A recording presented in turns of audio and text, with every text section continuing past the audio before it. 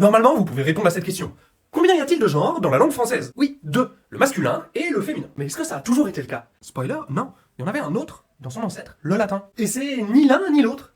Oui, le neutre, c'est ce que ça veut dire en latin. Ne utrum, ça veut dire ne, ni, uter, l'un et l'autre, ni l'un ni l'autre. Bref, en latin, on avait masculin, féminin et neutre, exactement comme en allemand. Mais comme le français n'en a plus que deux, il y a eu un tri à une époque. Et donc chaque mot neutre qui est resté en français a dû être mis dans la catégorie féminin ou masculin. Le petit problème, c'est que beaucoup de mots neutres au singulier se terminent par exactement comme le qu'on a à l'accusatif du masculin. Bah alors mettons-les tous dans le masculin, super. Oui, mais au pluriel, ils se terminent par a, et ça fait penser au singulier du féminin. Et bah alors le met tous au féminin, voilà. On a fait les deux. Regardez, le mot velum, en latin, il est neutre. Au singulier, velum, on s'est dit, ça ressemble à un singulier, on va dire le voile. Mais au pluriel, on a vela. Et on s'est dit, bah on va le mettre dans les mots féminins, la voile. Et c'est comme ça qu'on se retrouve à avoir deux mots différents, avec la même origine. Le voile et la voile. Bon, il y a beaucoup d'autres choses à dire sur le neutre, mais est-ce que tu connais d'autres doublés comme ça, venant du neutre et séparés en masculin et en féminin?